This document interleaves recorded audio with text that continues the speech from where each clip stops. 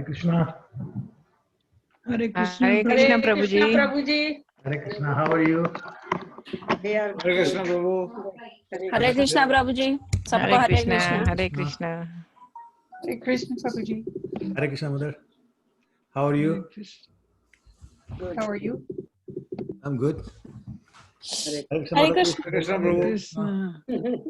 Hare Krishna Prabhuji. Sona Mataji. Hare Krishna, Hare Krishna. Madhvi Mataji. Hare Krishna. Rampriya Hare Prabhu. Hare Krishna. Krishna. Hare Madhu Krishna. Mataji. Hare Krishna. Hare Krishna. Hare Krishna. कैसे हैं आप लोग? Prabhu, ठीक है, बढ़िया. Thank you. That's good. That's good. Chalu Mataji. Hare Bol. Hare Krishna, Hare Krishna. Prabhuji, I'll just have to keep my video off for some time. I'll be back. Okay, sure. Sorry. Thank you. No, it's okay. What's the Hare sound like? Krishna. Can you hear me fine? You sound fine. Okay, that's good.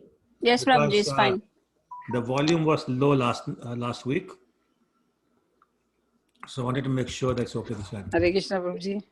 Oh, Hare Krishna, Punamataji. How are you?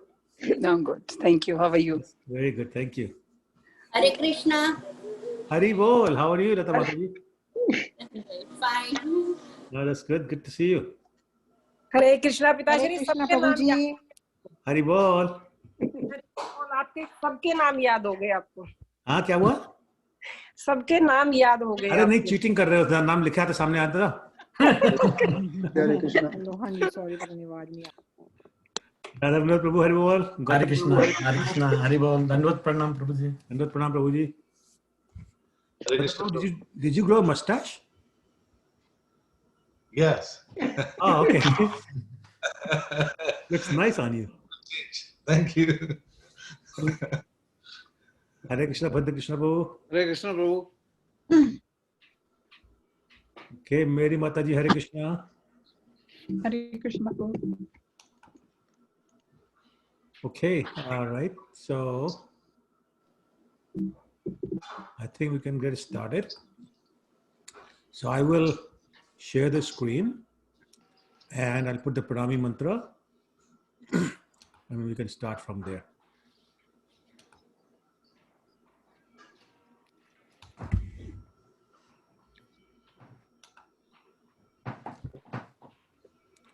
So who would like to lead today? You can do it, Prabhuji. Okay. Go ahead, please. Yeah, go ahead.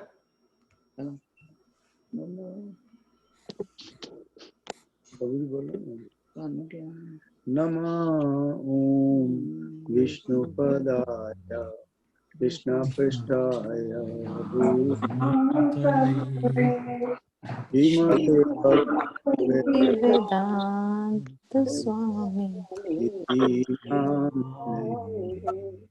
Namaste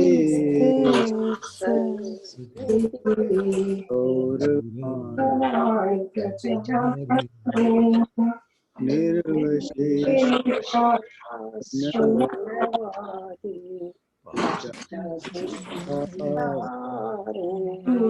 Jai Shri Krishna Chaitanya Prabhu Nityananda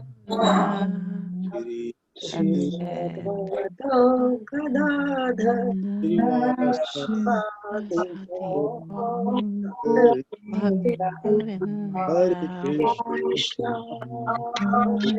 Krishna Krishna Krishna Hare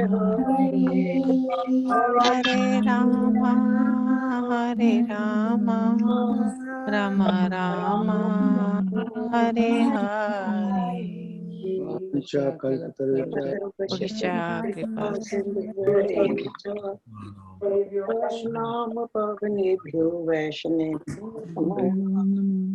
Yeah, Srila Prabhupada ki.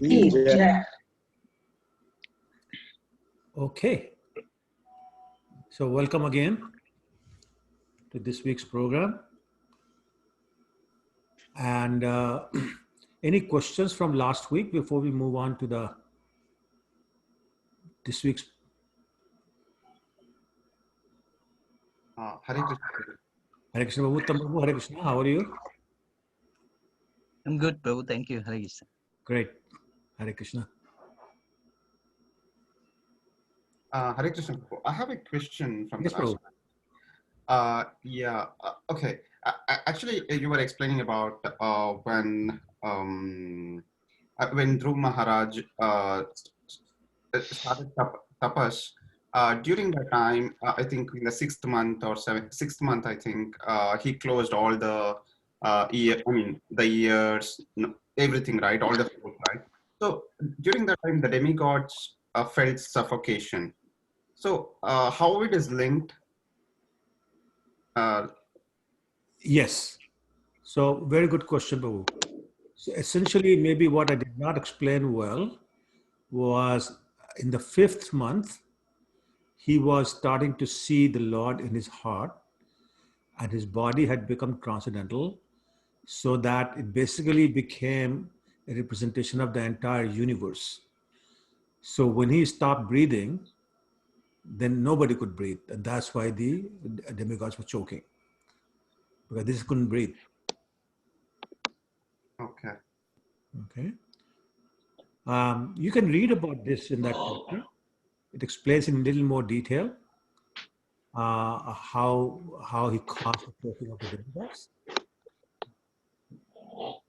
Okay, it's in the 4th canto. Thanks, Prabhu. Okay, no worries. Anybody else?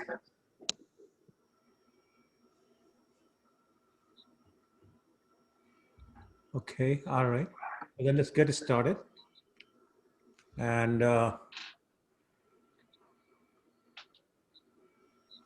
so we did the first 12 chapters of Canto 4 last week. I just want to confirm one more time. You can hear me fine? No issues with the volume? Yeah, I can hear you, Prabhuji. No, Prabhuji. Very No clear. problem. Okay, great. Thank you. Bhupanuka Prabhu, there is one lady saying in the chat she cannot hear. Sonia Kakar. No, It's she saying- said her microphone is on mute. I think that's what she said. I can check again. She put a message in chat that she can't hear. She just messaged that she cannot hear you. Oh, I see. Oh, microphone is mute. Trying to fix it. I can't hear it. Maybe her speaker. Maybe she can log off and log in again. Yeah. Can you send her a message? Please? Log in again. Log back in. Yeah, I'll just send her a message. Okay. Thank you. Okay. So we are moving to excuse me, moving to chapter 13 now. And so first 12 chapters were about Dhruva Maharaj. Now we're going to talk about the descendants of Dhruva Maharaj. And so if you go down 4 generations, so one of his 4th generation descendant was Chakshush. And I don't know how many people have heard the name Chakshush. If you know who he is or who was? Anyone? Anyone knows who Chakshush was? Hare Krishna ji. Hare Krishna Bhuji? Yes, did you have the answer? Late Prabhuji, sorry. Katwanga Prabhu, Hare Krishna? Hare Krishna Prabhuji. Sorry, I got little late today. No worries. Did you know the answer? Which answer? Who was Chakshush? I didn't get you, Prabhuji. Who was Chakshush? Okay, anyway, so he was the previous Manu. So this is the 7th Manu. His name is Vaivaswat. Chakshush was the 6th Manu. So the previous Manu was him. So that was a descendant of Dhruva Maharaj. And Chakshush's grandson was a king by the name of Anga. Very saintly king, very high character, and very much into fire sacrifices, which was the recommended process those days. And he performed a great Ashwamedh fire sacrifice. Ashwamedh sacrifice is where a horse is first sacrificed in the fire sacrifice. And they had invited all the Democrats to Okay, hold on. I'm going to mute everyone so they will hear this. Mute all. Yes. Okay.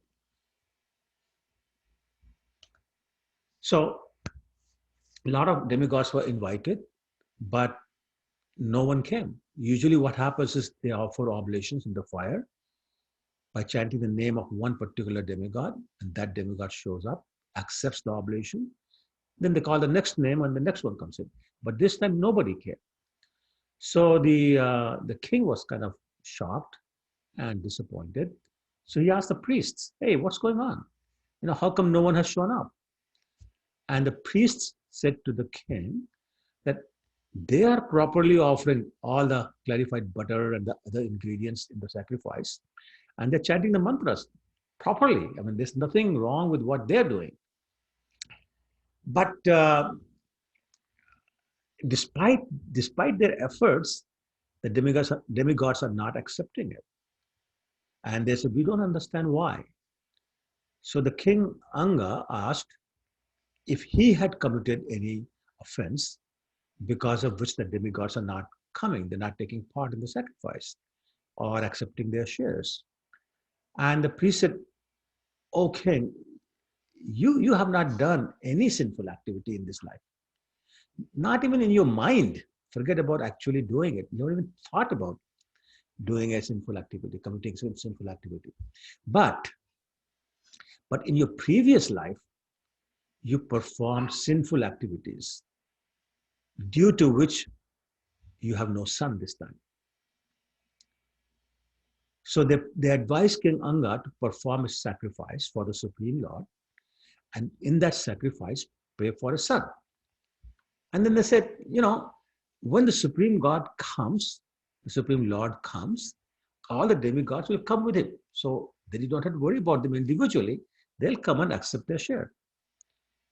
So for the sake of having a son, King Anga started another fire sacrifice. And this time they offered oblations to Lord Vishnu. And as soon as the oblations were offered in the fire, a person wearing a golden garland and a white dress appeared. And he was carrying a golden pot filled with sweet rice. That sounds like a familiar story because sweet rice pot out of fire sacrifice has happened so many times. Even in the time of Lord Ramchandra, that's exactly the same thing happened before he appeared. Anyway, so King Anga took the preparation in his palm and he offered a portion to his wife. After eating this kheer, the sweet rice, she became pregnant and she gave birth to a son. Well, it's not always that we want something, we get it, and it's good for us. So this time, unfortunately, the son, who was named Vena, became a greatly sinful, irreligious person, and like cruel by nature. He would kill animals indiscriminately. He will even kill the boys that would play with him.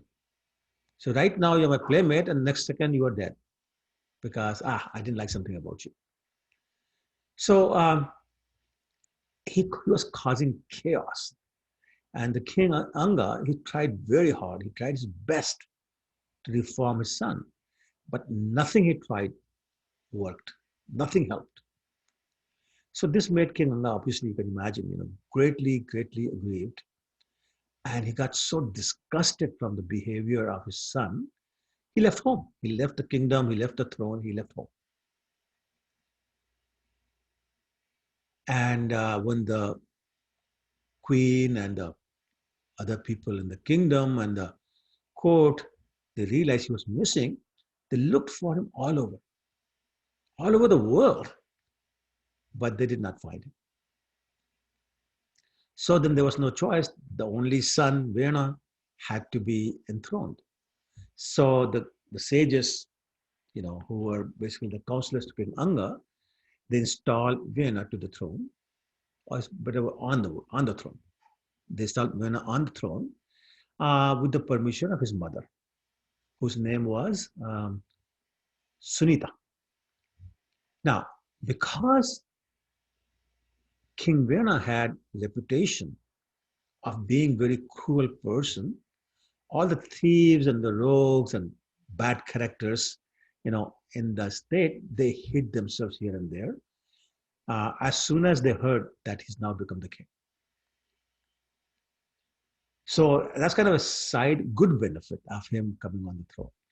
But he became so puffed up of his opulence that he began to insult the great personalities, all the great personalities he could think of, started insulting them.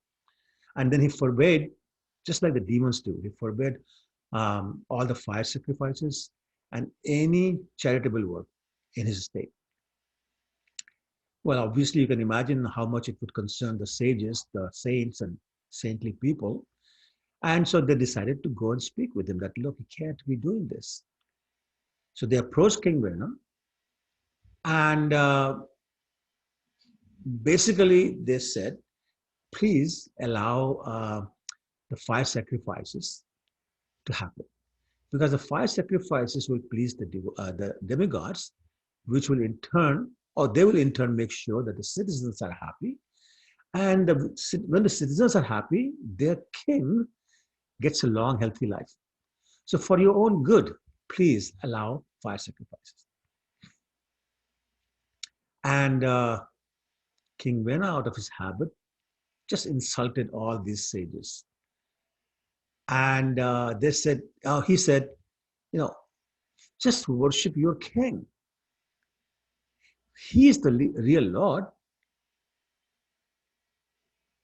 And he said the logic he used was that, don't you know that all the demigods, including Lord Vishnu, Brahma, Shiva, they reside in the body of the king. So therefore, I am the Lord, worship me.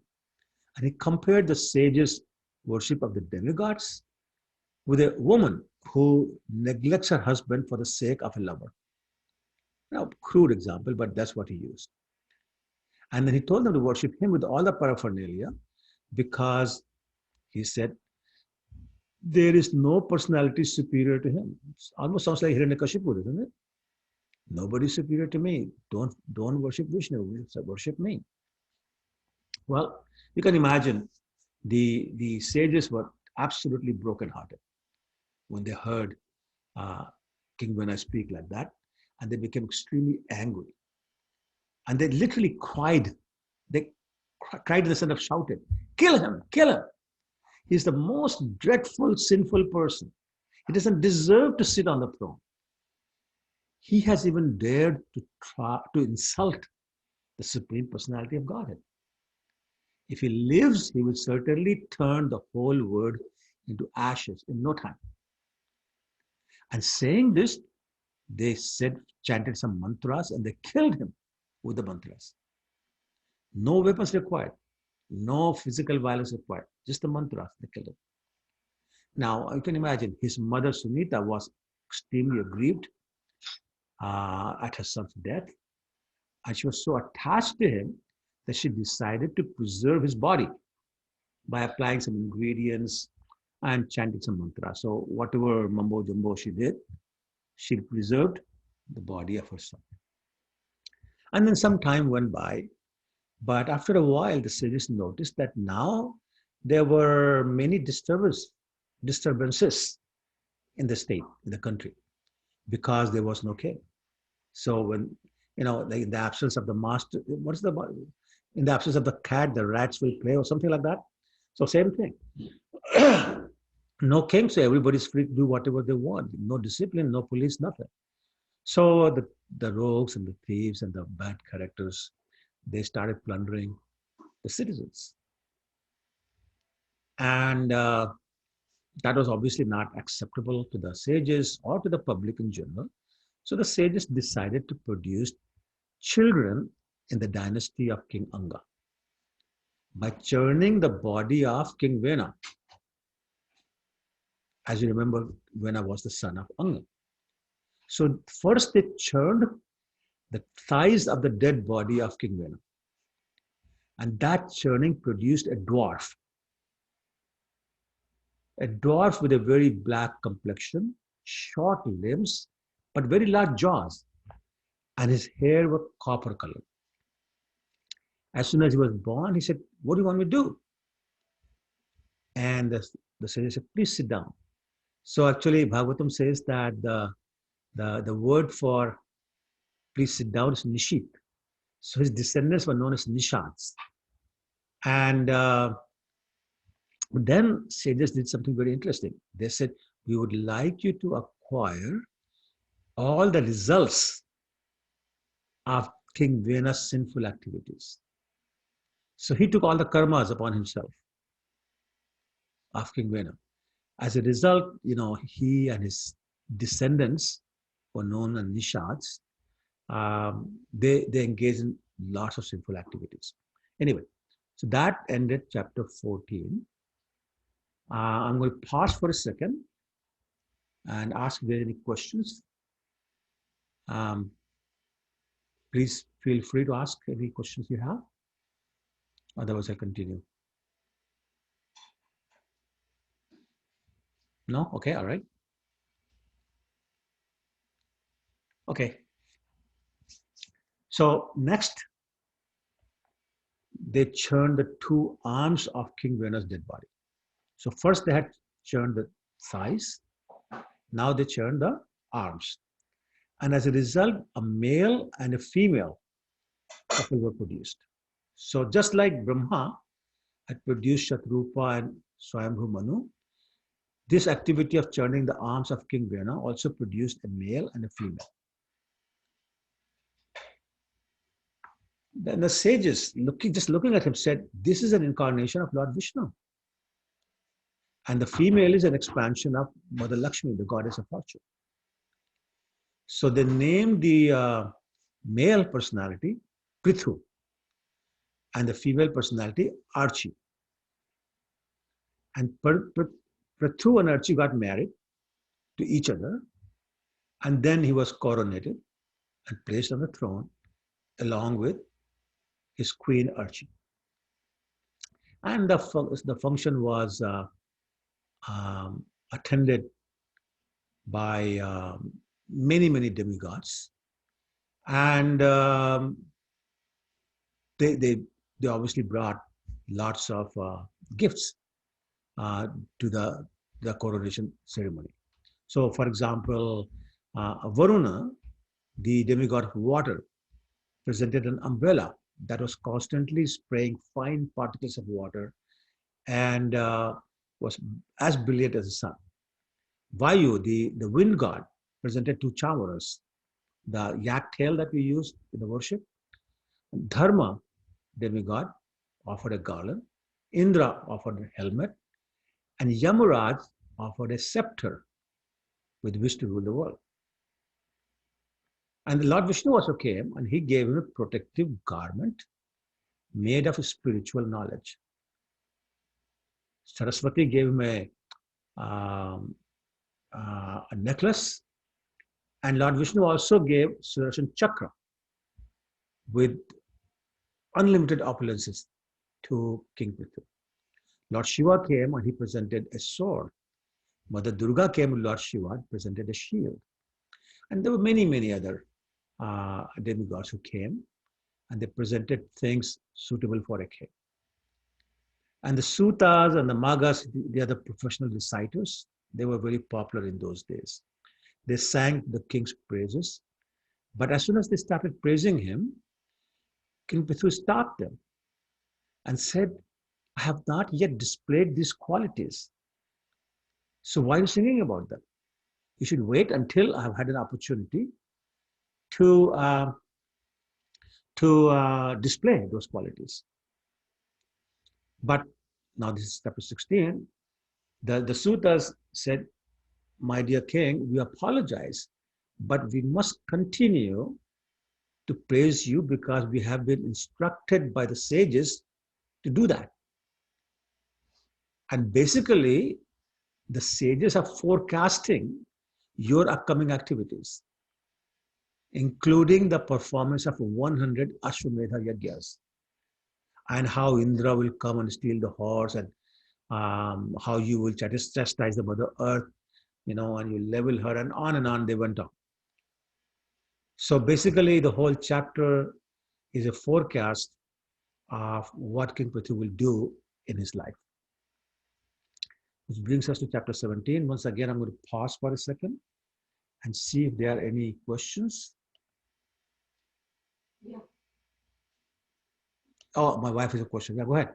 So the Prithu and the other was born. Archie. They were brother and sister. So how they got married? No, so it doesn't work that way. It's not a mother. They being from churning of the body. Just like Brahma produced Shatrupa and Manu, they also got married. So same idea. Okay, any other questions or comments? Okay, everyone is awake, right? I just want to make sure. Yes, Prabhuji, yes. Thank you. Just get worried when nobody says anything.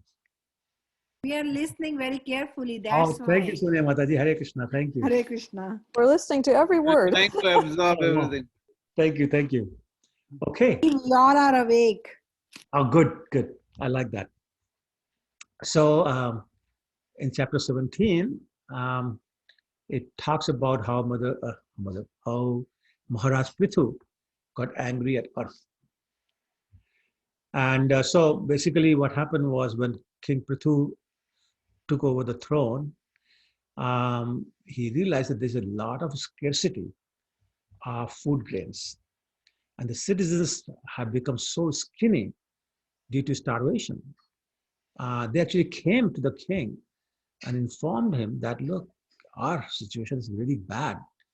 We haven't had anything to eat a long time. There's hardly any water. There's no herbs. There are no roots. There's no grains.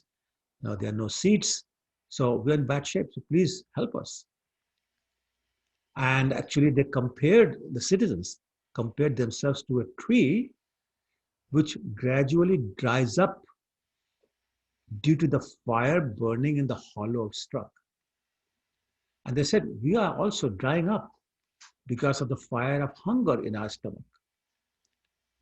And they said, listen, my dear king, you are not only a king, you're also an incarnation of God. And therefore, we have come to you to ask for protection. Yes, we want your shelter. We're surrendering to you. So please help us, protect us. So King Prithu contemplated this very serious matter for a long time to understand what could be the underlying reason for this situation. Like, why has it happened? And then he arrived at a conclusion. And having arrived at that conclusion, he picked up his bow and arrow and aimed it at the earth. When the earth realized that the king was about to kill her, she, you can imagine, she became very afraid. She took the form of a cow and started running in fear of her life. So now imagine the scene, or visualize the scene. The earth in the form of a cow is running, and the king with a bow and arrow is chasing her.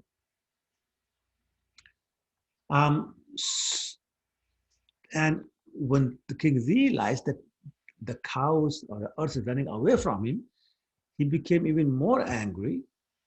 And he was chasing her through the whole space. He was going here and there in the outer space, and he was just after her. So finally, the earth realized that she cannot escape this king. So again, she's in the form of a cow. She turned back, and literally in a state of helplessness, she said, my dear king, please save me. You're the protector of all, not just humans, but all your citizens, and I'm your citizen too, and I have not committed any sinful activities. So therefore, I don't know why you want to kill me. What have I done? And you, of all the people, you understand the religious principles, yet you are so anxious to kill a woman. I mean, the religious principle is not to hurt a woman, and you are anxious to kill me? And as a matter of fact, the religious principles are that even if a woman commits a sinful act, no one should hurt her, especially a king. who's supposed to be so merciful and is the protector of all the citizens.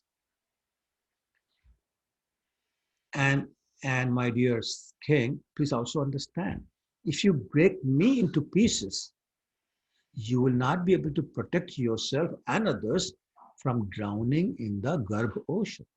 So basically she was saying, remember, the Garbh ocean is at the bottom of the universe.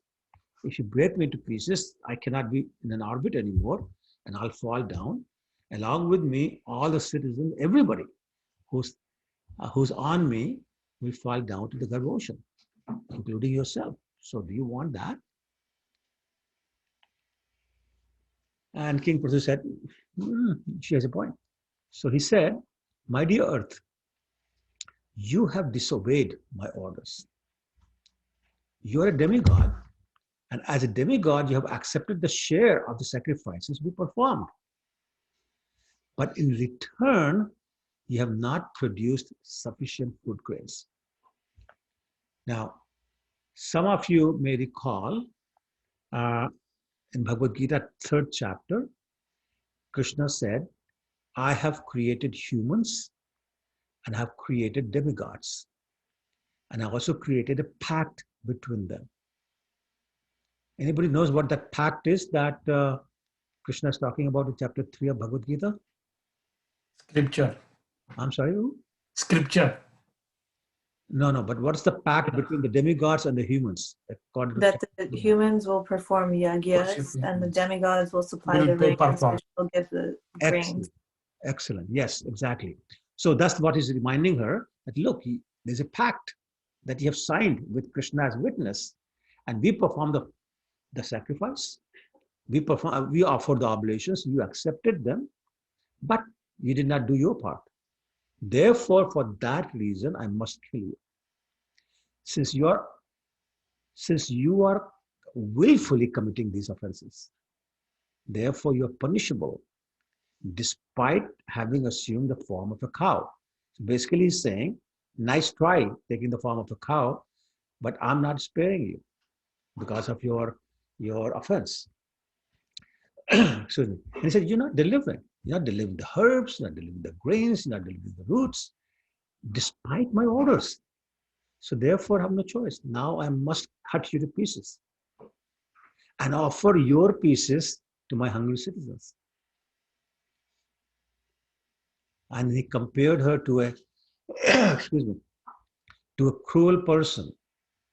And he said, a cruel person who's only interested in his personal maintenance may be killed by the king without the king incurring any sinful reactions. So he's saying, if I kill you, no sinful reactions on me. You deserve to be killed because of your offense. So when the Mother Earth, in the form of a cow, heard him, she surrendered to the king and she said, my dear Lord, now that you are present before me and ready to kill me, please let me know where I should go for protection. There you are standing right in front of me, ready to kill me. What do I do? Where do I go for protection? And then she said something very interesting. She said, once as Lord Varahadev, you protected me by rescuing me from the water of Garbh ocean and from the attacks by Hiranyaksha. And that's why you got the name Dharadhar. Dhara means earth, Dhar means the one who carries. So you carried me, so your name is Dharadhar. Yet now you are about to kill me. Basically, she's saying, I don't understand this contradictory behavior. And then she added, she said, my Lord, I am also a creation of one of your energies, the material energy, composed of the 3 modes of material nature. Therefore, I'm bewildered by your activities as they appear to be contradictory and, of course, wonderful. So she's saying, I don't get this. You do one thing one time, do something totally different another time. You know, what is this? How am I supposed to understand this? Well, nice logic, nice arguments, you know, nice try, but King Prithu was not satisfied. He was not satisfied by the earth's prayers, and his lips were still trembling, literally trembling in great anger. And you can imagine the earth was getting more and more frightened. But despite the fact that she was so frightened, she requested the king to please pacify your anger and hear me out. And she said, a learned man takes knowledge from all places. And she compared that with a bumblebee. She said, a bumblebee collects honey from each and every flower. He doesn't say that I want to go to this one, I will not go to that one. He goes to everyone to collect honey. And she said, my dear king, not only my herbs and grains are being used by non-devotees, but I am also not being properly maintained.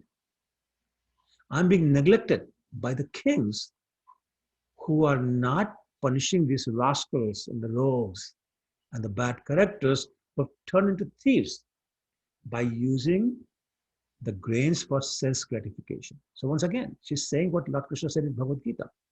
He said, if you don't offer to me whatever I have given to you, then you are a thief. And she's saying the same thing. They have become a thief. The citizens have become a thief because they're using the grains for self gratification only.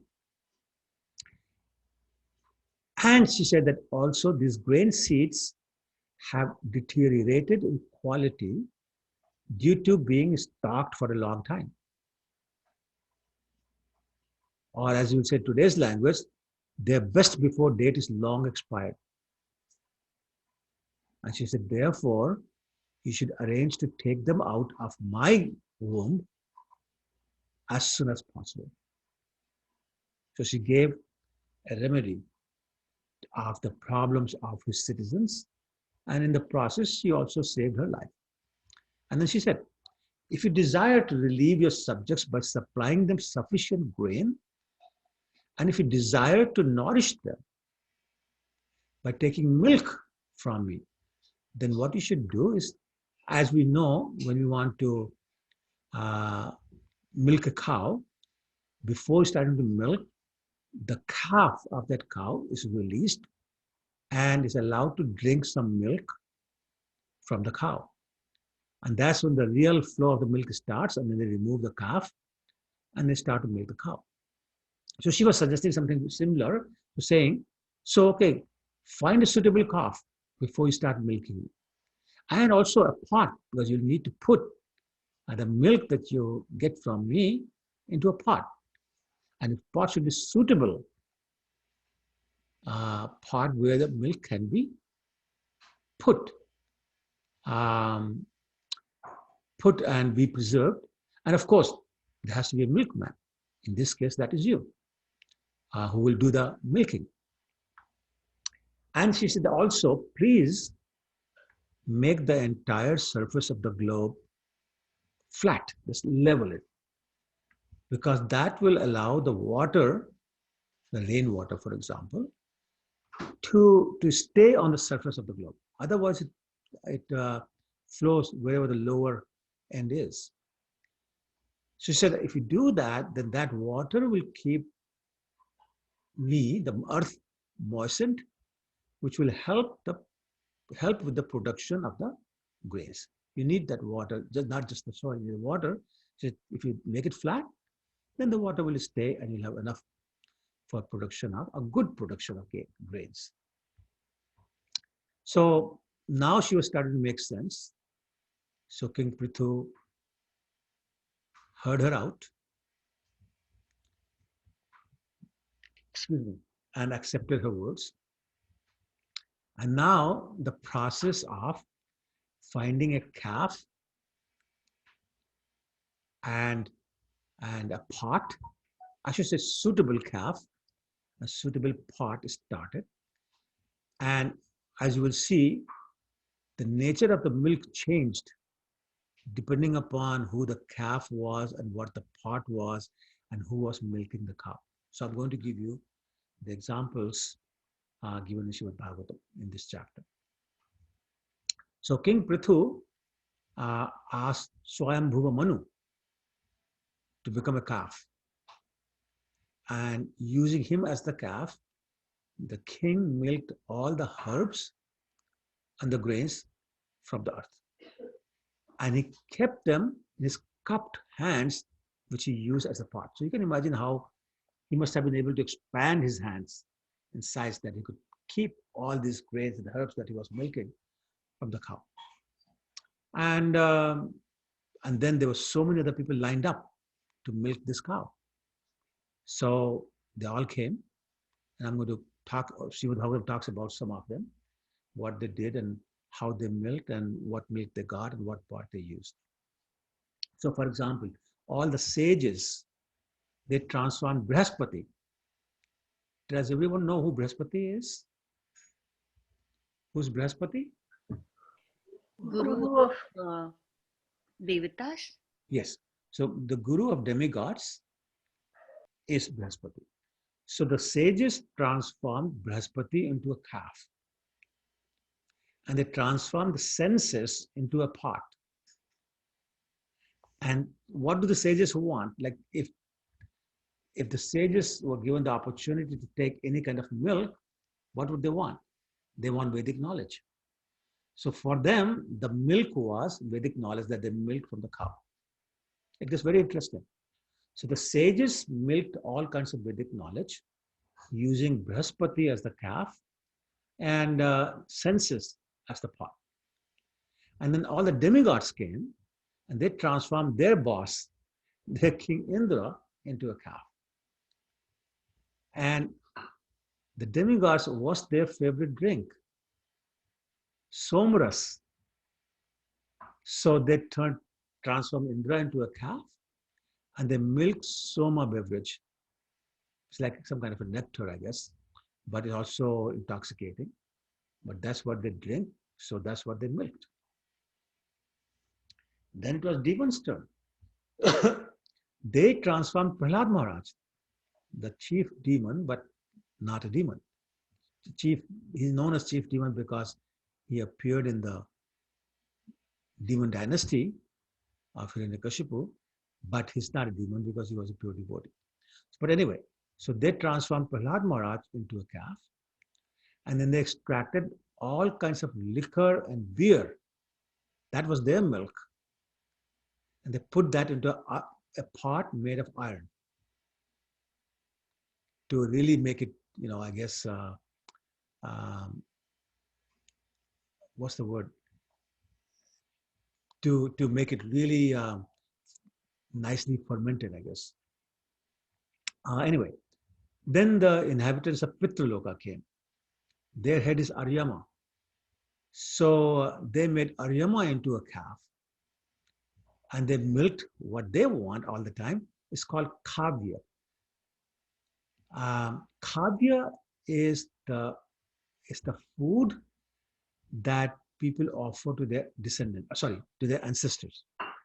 And that's what the residents of Pitraloka look for all the time, which is the Pindadan and Shraddha, etc., by the people for their ancestors. So they milk the cow, the earth in the form of cow, and their milk was Kavya. And their pot was unbaked earthen pot. Again, that's what's used in the Shraddha ceremony and Pindadan, etc. That's what they used. The inhabitants of Siddhaloka came. Does anybody know where is Siddhaloka and who lives in Siddhaloka?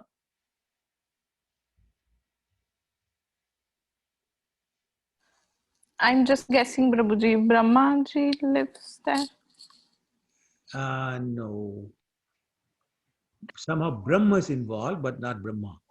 Narad Muni lives in. Demigods. No. Narad Muni lives in Siddhaloka. No. Well, he doesn't live anywhere. He wanders around. He can go Is it Saptarishis? Oh, no. Prabhuji, I'm just guessing Brahmaji. No. Prabhuji, is it Saptarishis? No. The saints who get Siddhi? Yes. Thank you, Sushma. Oh. Yes. So this is Siddhalok, It's really in Brahman effulgence. That's why I'm saying Brahma is there, but not Brahma. So they're known as Siddhas? Siddhas, yes. So these are the yogis and the Siddhas and Mayavadis, even who attain perfection. That's where they live. So the Siddhas live there. That's what's called Siddha Yoga. But that's the in the Brahma Jyoti. Those who get Sayujya Bhukti, they also go there. Okay, merging in the Brahman effulgence. Okay. So I want to ask a question. Please so do. Would Yogananda have gone there then? What were the place you just described? Would Yogananda have gone there? Yogananda. Who's Yogananda? Paramahansa Yogananda. He came to the West in the 1900s, early 1900s. I have no idea, Mataji. I'm sorry, I don't know. Okay, I'll find out more about it. And I'll write you the question. Sure. Yeah, I don't know who that is. But just because he has the name Yogananda or whatever, doesn't mean he achieved perfection. So I just don't know anything about him. I'm just saying that you have to achieve perfection to get there, whether a yogi or a Mayavadi or Siddhi or whatever. It's the when you achieve perfection, then you are allowed to go there. Okay, so if he did, then he went there. I just don't know whether he did or not. Okay, but the yogis. I'm sorry to interrupt you, Prabhuji. No, go ahead, Shona. Prabhuji, I was just asking, can you give us any name that who has gone to Siddhaloka, maybe? Not off the top of my head, because this millions, over the time, millions have gone because that's what they want to do. So all the Mayavadis, all the speculators, all the people who don't believe in the form, all the yogis who meditate on Paramatma feature, they all end up there when they achieve perfection. But I don't know if I can think of a specific name. I don't know if they are mentioned, but like anybody who achieved that perfection or anybody who's granted the Sayujya Mukti, they end up there. Oh, yeah, I'm sorry. I can tell you many. So all the demons that are killed by Lord Vishnu and many who are killed by Vishnu, they end up there as well. Okay, thank you, Prabhuji. Okay. That was a flash from Krishna to me. Okay, any other Prabhuji, but yes, anybody who goes to the Siddha Loka, because of the lack of engagement there, they come back, right? Yes, that is correct. Very good. Yes, exactly right. That's why devotees don't want to go. No service, just boring Anand, and they've come back anyway. Okay. Any other question? Hare Krishna Prabhu, like I'm just curious to know about, like you said, for everyone, like Pitru, in Pitruloka they used the pot of iron. So what demigods used as a pot for like milking the somras? Oh, the somras. I don't know if it's mentioned in Srimad Bhagavatam. They basically, no, they didn't mention the Bhagavatam doesn't mention what part. Okay. That's why I didn't say. Because for everyone there is something, so I was thinking, it's what maybe is it for? There is a gold pot or something. It doesn't say. Okay. Yeah, I'll go back and check again, but as far as I can recall, it didn't say. Okay, thank you, Prabhu. Sorry about that, but I'm guessing that's probably a gold pot or something because they're so rich. Okay. Any other question? Sure. Any other question? Prabhuji, I have one question. Yes, Mataji. Sushma Mataji, how are you? Good, Prabhuji, Krishna's mercy. So, Prabhuji, the Siddhi Loka, the saints who get the Siddhi after doing lots of tapasya, they leave the body and then they go there, right? Correct. And then they take rebirth. Well, after a very long time, they fall down because they get so bored. They literally get very bored. So when they take birth, Prabhuji, they have done the bhakti as well, right? Not bhakti, but tapasya. So what happened to it? Like the way we do bhakti and we leave the body, then we start from the same point in next birth. They also start from the same point? So they didn't have bhakti to start with. They didn't do really bhakti, right? Bhakti as in devotional service to a form of the Lord. That's why they ended up where they ended up. But they have no sinful reactions. They have pure consciousness.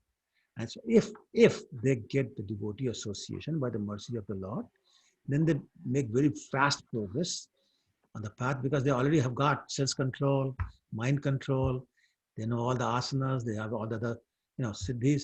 So they're already perfect, but they're imperfect because they don't have devotional service. So if by Krishna's mercy they get devotee association, they progress very, very fast. And it is possible that they can achieve Vaikuntha, Golok Vrindavan after that very birth. It is quite possible. Because they're pure to start with.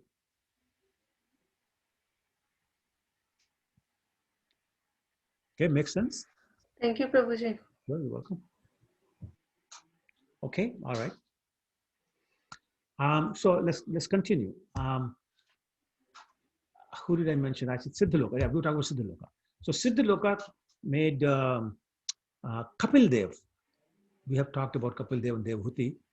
They transformed Kapil Dev into a calf, and they turned the whole sky into a pot. Oh. And then what do they want? They just want mystic powers. So they milk yogic mystic powers from the earth. And then that was a turn of the yakshas and rakshasas. So of course they serve Lord Shiva. So they converted or transformed, is the right word, Lord Shiva's incarnation Rudra, who's also known as Bhutanath, into a calf. And they milk the beverage. They like to drink blood. So they milk blood. They put it in the pot made of skulls. Mhm. And I mean, like everybody's finding something suitable that what they need and they use. And then cobras and the scorpions and other poisonous animals, they came and they turned Takshak. Everyone knows who Takshak was, right? Yeah, Takshak Rishi. Why? Takshak snake. Why is he famous? He killed the Parikshit Maharaj. Something like that. Correct. No, not something exactly like that. So so they used him as the calf, and the milk poison that's their milk. And they kept it in their pot was snake holes. You know how snakes make holes, and they kept it there. And then cows and other four-legged animals, they came and they turned a bull into a calf. So now there's cow milking a cow. And they turned the forest into a pot, and their milk is grass, fresh grass. So they milked fresh grass. And then the ferocious animals like tigers and cheetah and all those came, and they transformed a lion into a calf. And they milked flesh because that's what they want. And the birds came, and they transformed a Garuda, the bird carrier of Lord Vishnu, into a pot. And what do the birds eat? They eat moving insects and non-moving plants and grass. So that's what they milked. And the trees came and they made a calf out of a banyan tree. And they milked delicious juices. Finally, it was the turn of the mountains, and they made a calf out of Himalaya, the Himalaya mountain, and they milked a variety of minerals that were put in the pot made of the peaks of the hills. So some examples of who came to milk the Mother Earth as she had taken the form of cow. And so she supplied the milk as per the necessity and desire of the milkman. So basically, that's what Earth does. The planet Earth supplies everyone their respective food. Whatever you want is available. You're vegetarian, non-vegetarian, vegan, whatever, meat eater, whatever you want is there from the earth. You just have to treat her right. So that was done. So now everybody was happy. And after this, as per the advice of Mother Earth, King Prithu leveled all the rough places on the surface of the globe by breaking up the hills with his bow and basically turned the entire globe flat. And then the rains came and the whole thing happened and everybody was happy. So when this was settled, okay, sorry, before I go further, any questions, comments?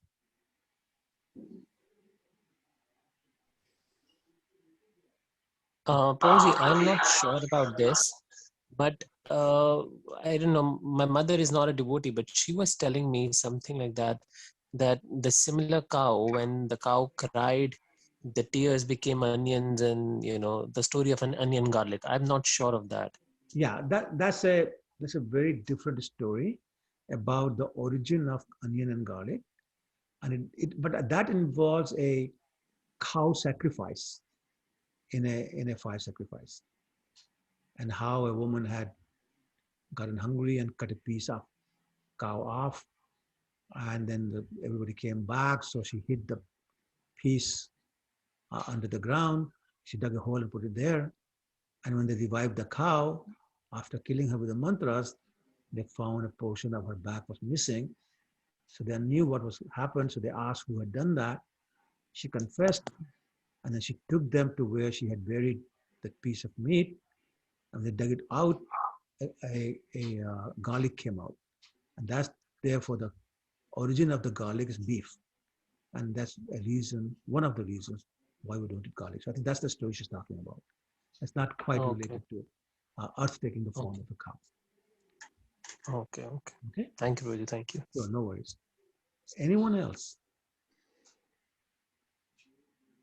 Okay, so just totally out of context, Vallabhari Prabhu, do I have your email address? Do you get my emails?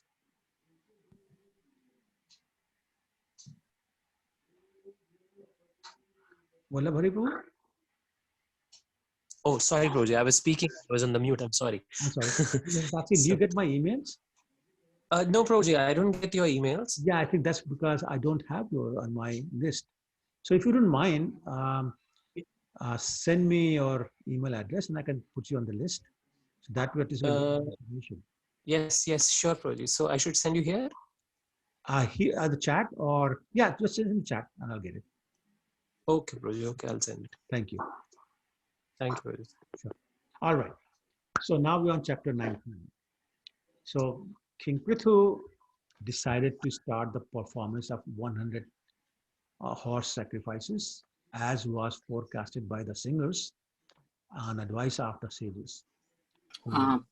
Hare Krishna Prabhuji, I have one question. Yes, Prabhu, go ahead. So the goddess Earth, like whatever we are speaking, is it like only one goddess Earth is there, or is it like per universe it will be different? Yes. Or the Earth that we are talking about is like per universe? Yes, so we're talking about one universe. Every universe has similar structure, and there's an Earth in all other universes as well. Okay. And there are demigods in each one of them. Okay. Okay. So this is like in general we are just talking only about like Earth, but that is applicable to all the universe, all the universes. That is correct. Not only that, it's applicable to all the planets also. Every planet has a presiding deity. Okay. So even in this universe, every planet has it, and same is true for all universes. Okay, got it. Thank you. Okay. Prabhu, I have a question. हाँ प्रभु जी बोलिए. So you mentioned that every universe has demigods. Mm-hmm.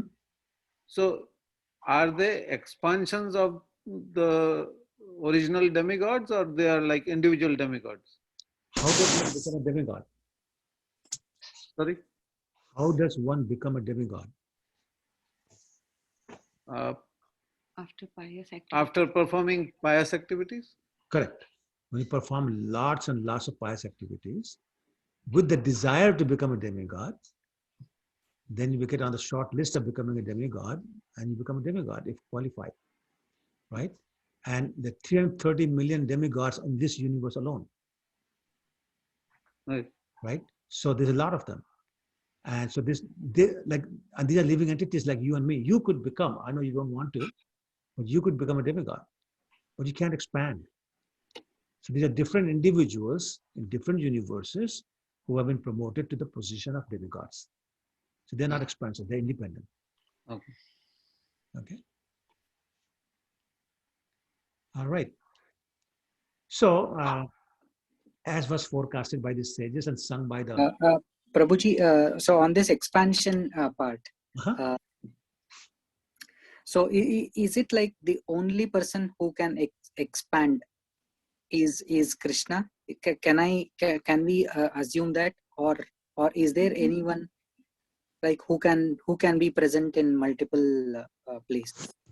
So Krishna and all his incarnations, the Vishnu Tattvas, they can expand, and they do. There's trillions and trillions of incarnations, as you know. So they do their expansions and non-different and all that. So that's one. But there are some yogis who can also expand. So for example, there's a story of Shobhari Muni, who was performing austerities underwater in river Yamuna.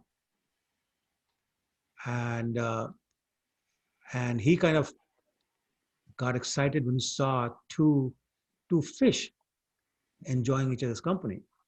And he developed a desire to get married. So he went to King, I think his name was Mandhata. I said, I would like to marry one of your daughters. And the king was in a fix because he cannot say no to somebody like Shobhari Muni. But there's no way he wants to give his daughter. He had 50 daughters to this person. So very diplomatically, he said, my dear sir, wonderful proposal. You know, I have 50 daughters. So why don't I let them choose you? So whichever one chooses you, you got her. Thinking none of them will say yes. Shobhari Muni was very smart. He understood. So by his yogic powers, he turned himself into a very handsome person. So when the 50 girls came, they all wanted to marry him. So he married them all. And then he expanded himself into 50 different persons. So now, to answer your question more precisely and more fully, humans who have this power can expand up to 50 times. Krishna can do it infinite times. So for example, Krishna expanded to 3 billion forms when in Ras dance, and expanded into 16,108 forms when he got married in Dwarka. But that's how many wives he had. He was there in each and every palace. But here's the difference. Not only that's limited for other people and unlimited for Krishna, but Krishna can be doing independent things in each one of his expansions. So the story in Srimad Bhagavatam that Narada Muni decided to visit, and in one palace he was brushing his teeth. Same time, next palace he was doing his Gayatri. Same time, the next palace was having lunch, and on and on and on. So every palace there was different activity going on. But these munis cannot do that. So it's almost like a TV. Very far. Like for example, right now there is 40 participants, and they're all seeing me on their screen. But there's only one me. And therefore, whatever I say is heard by everyone, same thing. And I cannot be doing one thing on one screen and do something different on another screen. So that's the limitation the munis have. The 50 of them were doing the same thing. Because Krishna is doing independent things. So that's the difference. But yes, some yogis can expand. Okay, got it. Thank you, Prabhuji. Sure. Okay. Prabhuji, I have a doubt. This is Lalita Priya. Lalita Priya. Sorry. What is, like sometimes we use Muni and Rishi interchangeably for some personalities in, so what's the main difference between a Muni and a Rishi? Yeah, the reason you hear them use interchangeably is that many Munis are also Rishis and many Rishis are also Munis. So now let me explain, give the definition. A Muni is one who does Manan. Manan means analyze. So those people who analyze situations and come back with theory or conclusions, they're Munis. The Rishis are those who perform lots of austerities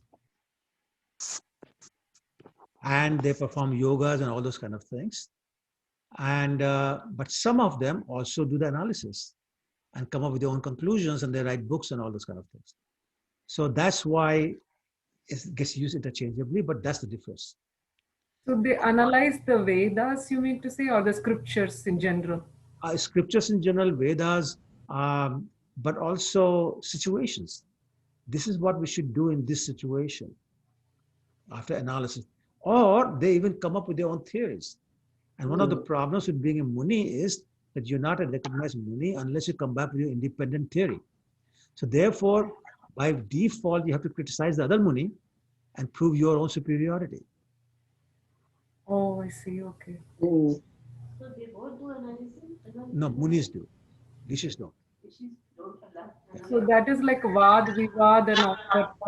Well, not quite, but I mean, they do it very gentlemanly, but they say, okay, this is my thing. So for example, Gemini, or I must say Gemini, but Gemini, Pipalayan, and all this who wrote their own Mimamsa.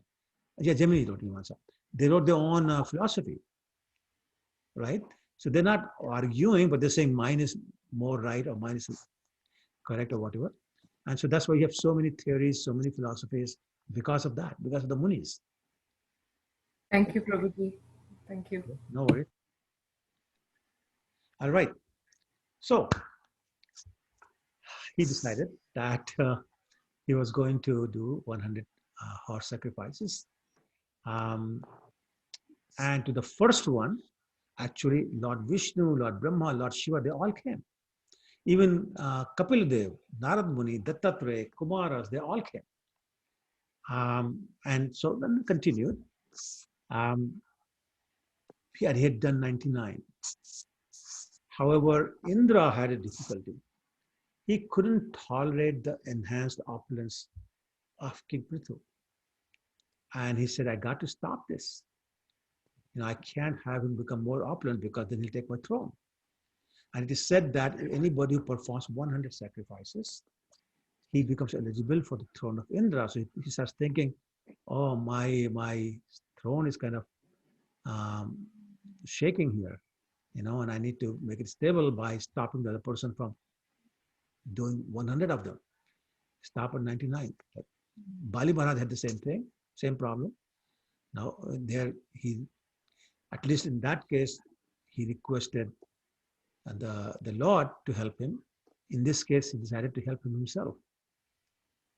So feeling so insecure and envious, he decided to stop the 100th horse sacrifice by stealing the horse that was intended for the sacrifice. And when he stole the horse, as he was taking it away, he had dressed himself as a sannyasi, a bogus sannyasi, put on saffron-colored clothes, and matted hair and all this kind of thing. So people will think he's sannyasi, and he took off. But the sage Atri was there. So you may remember Ansuya and Atri and the Tatri and all those kind of things. Anyway, very great sage Atri. He saw Indra and he understood the whole situation, what Indra is trying to do. So he told King Prithu, look, Indra is stealing your horse. That's what he's trying to do. So the king obviously was very angry and he started to follow Indra. And he was shouting, wait, wait for me. But he saw Indra dressed as a sannyasi, and so he didn't want to kill Indra. He said, I don't want to kill sannyasi. So, this is a religious man. He's a pious sannyasi. I cannot kill him. But Atri Muni noticed that king has been deceived by Indra. So he again told him to kill him. He's not a real sannyasi, he's Indra. So when King Prithu was told that by Atri Rishi, he said, okay, enough. And in great anger, started pursuing him faster. And Sorry, actually, I think I didn't say it right. He came back. Yeah, that's right. That's what happened. Prithu came back and said, I'm not going to kill him. And so Atri Muni instructed King Prithu's son, who was there, to chase Indra. So the son of Prithu started chasing Indra. And when Indra noticed that the son was chasing, and that he will have, I also realized that he will have no consideration of the fact that disguised as a sannyasi, he immediately abandoned his disguise, turned into Indra, left the horse on the spot, and just disappeared. So the son was not so interested in chasing Indra after he had left the horse there. He picked the horse and came back to the sacrificial arena. And of course, people were very impressed. So they gave him a new name. And the new name was Vijitashwa. Vijit means the one who's won over. Ashwa means horse. So he who won over the horse, of course, implying that he won it from Indra. Anyway, so Indra disappeared. The horse was back in the arena. But Indra himself was not done yet. So what he did was, with his mystic power, he caused a dense darkness upon the sacrificial arena. And in that darkness, he came and took the horse away again. But we saw him again. He pointed out to Vijitashwa this time, the son of Prithu, that look, Indra was back again, and there he is going in the sky with the horse. So Vijitashwa started chasing Indra again. But he noticed that Indra was wearing the dress of sannyasi, so he also decided not to kill him. But Atri Rishi said, don't spare him.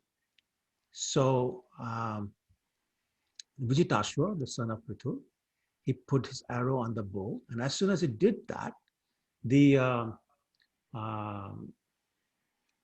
Indra gave up his garb of the sannyasi again. He gave up the horse and made himself invisible one more time. So Vijitashwa again took the horse and returned to the sacrificial arena. And now the king was very upset. He was really angry. He said, you know what? I'm going to first kill Indra and then complete my fire sacrifice. But then everybody talked him out of this. No, don't do this, not worth it. Because, they said, look, according to the scriptures, only the sacrificial animal should be killed in a sacrifice.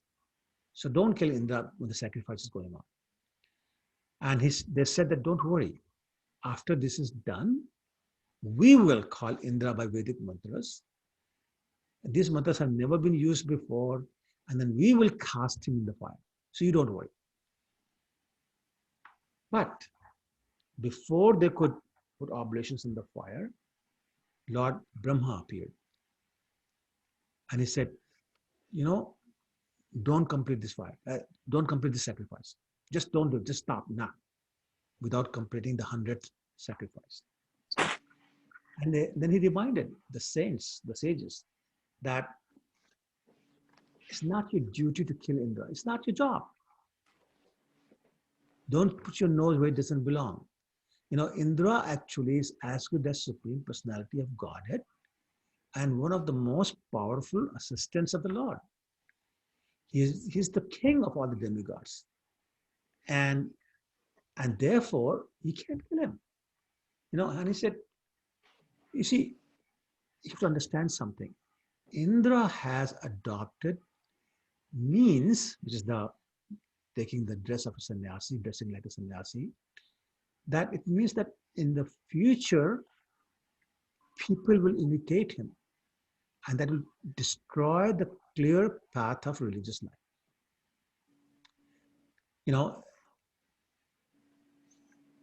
Because he dressed up as a bogus sannyasi, people in the future will start to distrust even the real sannyasis because they cannot tell the fake from the real ones. And the fake sannyasis will perform all sorts of inauspicious activities in the dress of a true sannyasi, which will further erode the trust of the common people in the sannyasis. And he said, if you oppose Indra any further, he will further misuse his power, and he may introduce many more irreligious systems. So therefore, let there be only 99 sacrifices for King Prithu.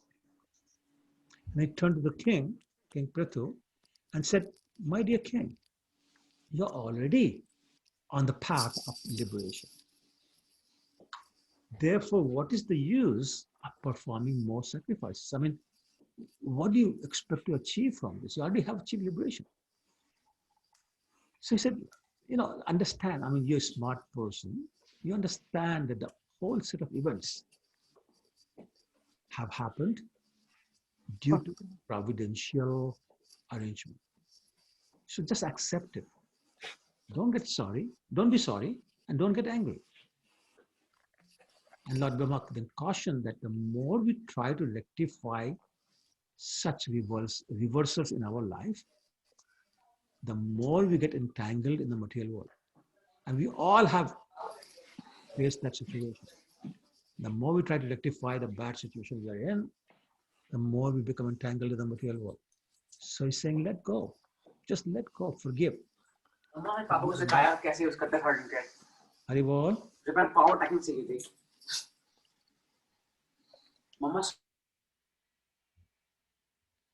Please be careful about muting yourself. You're going to have a side conversation. So anyway, King Prithu said, my dear Lord Brahma, I accept your instruction and we will stop. So he abandoned the 100th sacrifice that never happened.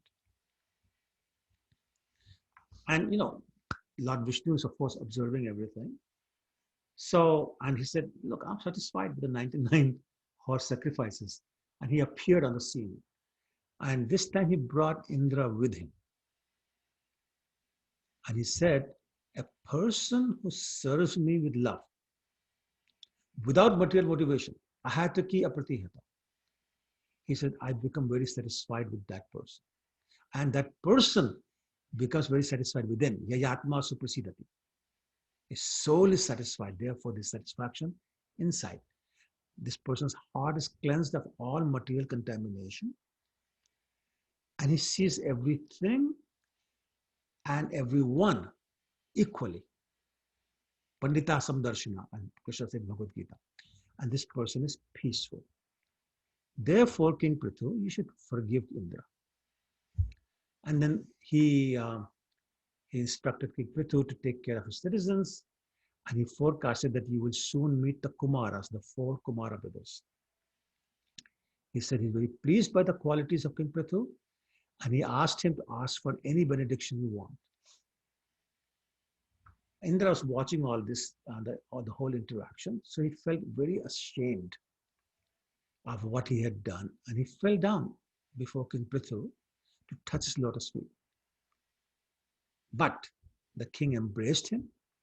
He gave up all his anger for Indra having tried to steal the horse, which was meant for the sacrifice. And then king felt peace in his mind.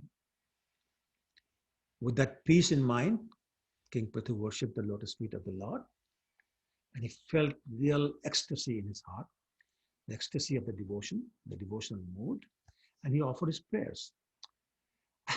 And he offered actually a prayer that others have offered too, and he said, please allow me to have million ears, not years, million ears, so that I may be able to hear your glories, my Lord, from your pure devotees. And thus I may always remember the eternal relationship that I have with you, my Lord. He said, I don't want any other benediction. I simply wish to engage in the service of your lotus feet, just like Mother Lakshmi does. She's always engaged in the service of your lotus feet. She said, I just want to do that. And he said, my dear Lord, please don't ask me to ask you for material benefits. because that will make me forget you. And then he said, but you are my father. And as a father, you know best. So please, you bestow upon me whatever you think is best for me. So I'm going to pause again, and I'm going to ask you to tell me, what do you understand, or how do you understand this point of King Prithu asking the Lord to bestow upon him whatever he thinks is best for him? So what's happening here? How do you understand that? King Prithu is saying, you tell me, or you bestow upon me whatever you think is best. What's the message here for us? Because he doesn't know what is right and wrong, and he surrendered to the Lord. That's why he's saying to the Lord that, you decide and I will just follow your instructions. Right. So do we as individuals know what's best for us? We don't, but No. we assume that. No. No. So then when we ask Krishna for something, how smart is that? We're telling Krishna something. We take Krishna as our order provider. Yes, that too. But what are we telling Krishna when we say, give me this or that? We are basically telling him, I know what is right and you better do it. I know what's best for me, you don't. So let me advise you. And obviously that's wrong. So King Prithu is saying, no, you know what's best for me. So if you want to give me something, give me what you think is best. But best in the long run. He's not implying gold and minerals and jewelry and all that. He's saying, whatever you think. There's only one thing that's best for us. And that is pure devotional service. Okay? Any questions, comments? Prabhuji, I just wanted to say, Srila Prabhupada makes the same point while he defines the word Hari. He says, Hari is someone who takes away all inauspicious things which we think are auspicious, and later we realize that they were inauspicious. Correct. So basically we know till the time we do not get that wisdom, or he doesn't let us know that what's right for us. Correct. Yes. Yes. Thank you. Okay. So when the Lord heard Dhruva Maharaj speak like that, so he blessed him that you will always be engaged in my devotion service. And he said, well, as you know, that's the only way to cross over the insurmountable illusory energy of my Maya.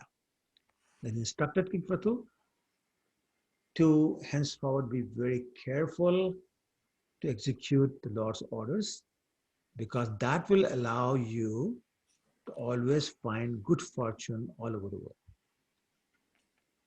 And then King Prithu worshipped the Lord properly. The Lord blessed him and departed. After that, King Prithu worshipped all the great personalities who were present there, and he gave them suitable gifts and sweet words. And then he returned to his city, where he was welcomed by the citizens.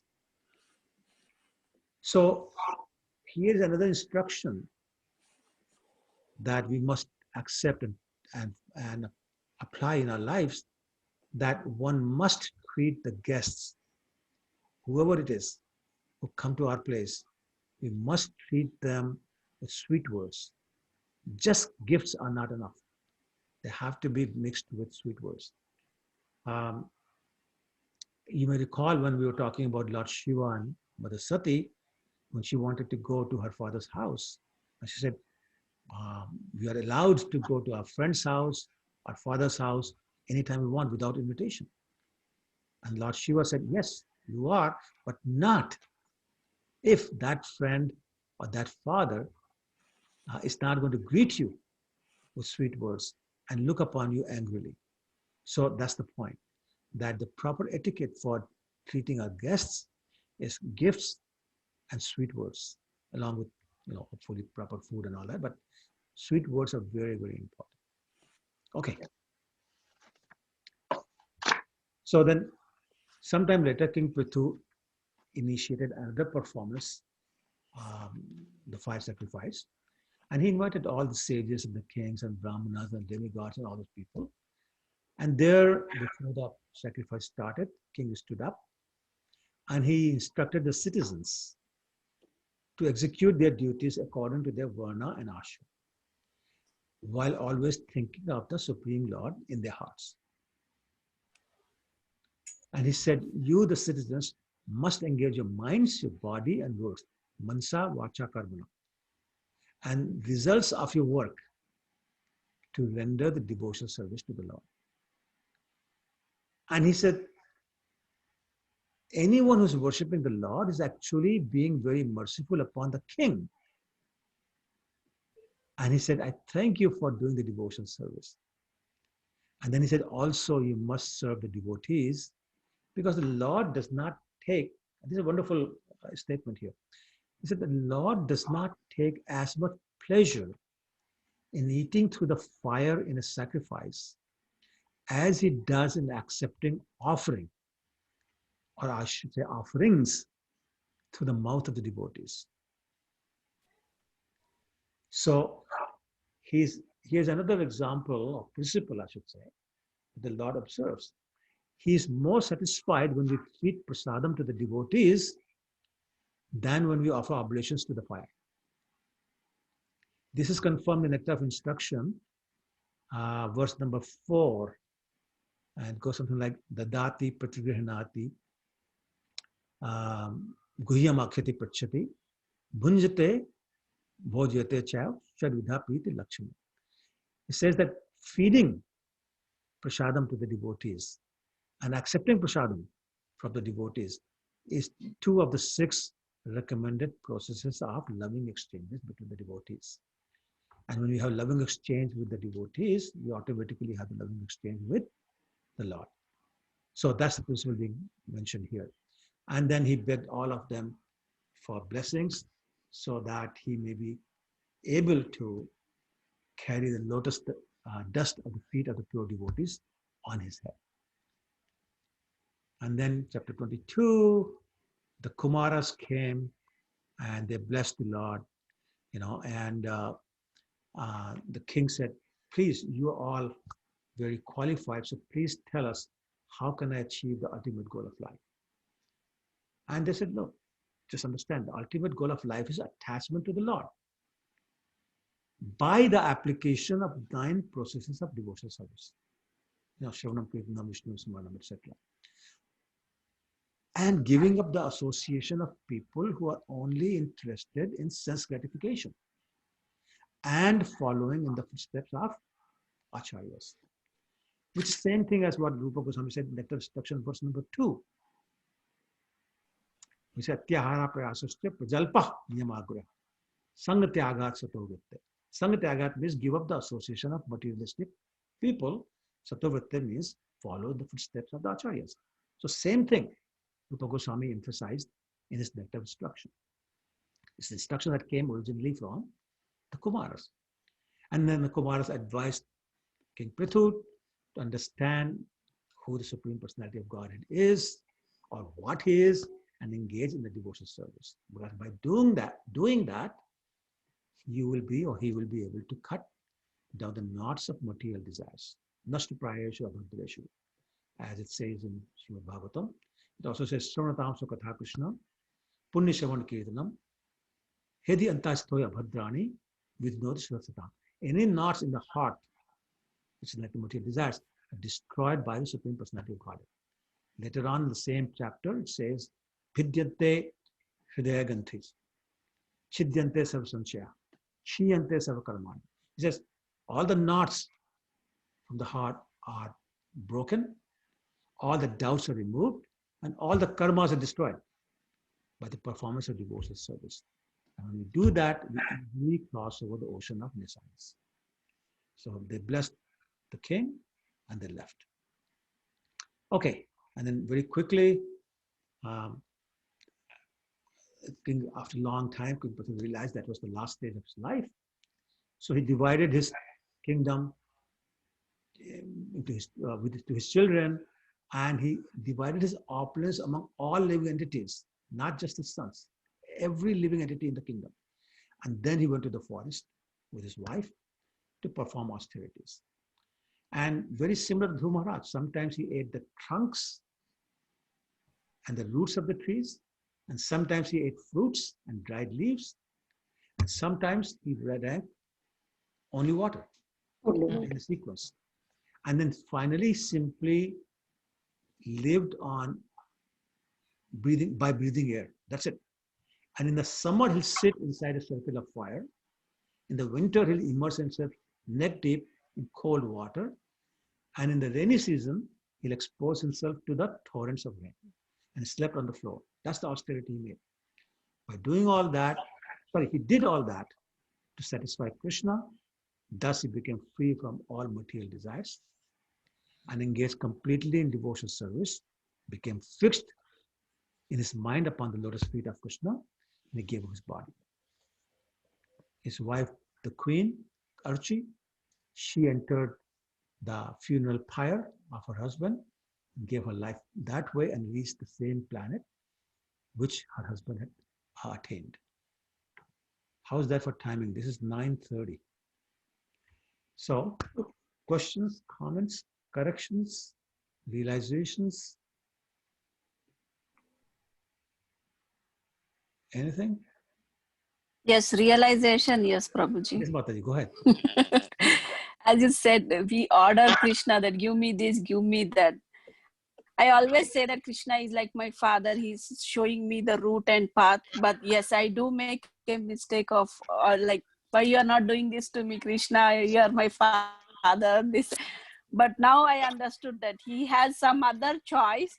So I should just leave on him. You show me the path, Krishna. I will not ask for anything. Correct. So that realization is huge for me, Prabhuji. Thank you so much. So you're very welcome. And it's a very good realization because it means that you understand the real principle that we are dependent upon Krishna for everything.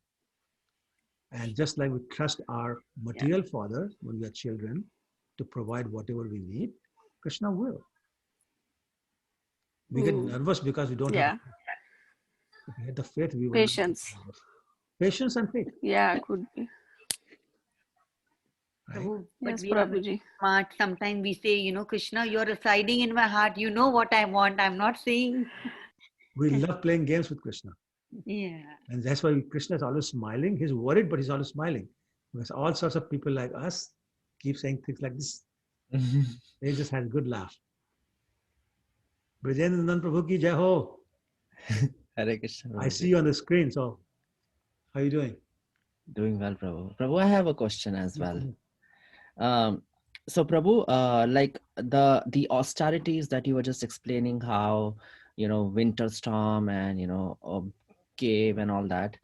So those austerities were performed so he could become freed of material desires and attain Krishna. So for someone like me, like us, like so in this world, like we do kind of treat ourselves with things, right? And it happens more often than we should. I don't know what the right balance is. So then that means that we will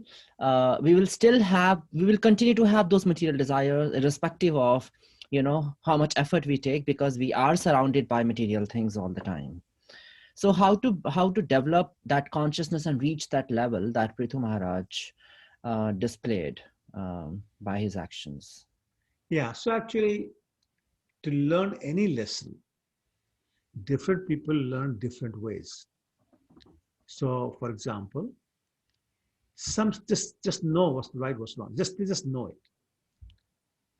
Some learn from the scriptures. The script says you do this, you do that, and don't do this, don't do that. So you have the yam and the niyam, the do's and the don'ts, and some follow that. Some learn from the example of other people. So they see what the other person has gone through. They say, I will do this, I will not do that, because lesson learned. Some don't learn that way. They have to experience it themselves. So they experience it and then they learn. Some don't even learn then. The only way they learn is if you beat them up, if you punish them. That's why you have the jails. That's why you have other kind of punishments, and they have the punishment from the Lord in terms of your karma, karmic reactions, and all those kind of things. So Krishna is saying all those people who don't learn any other way will go through this punishment process. And then they will learn. But somehow or the other, I want you to learn. Those of us who have learned the lesson, they start to engage in devotional service.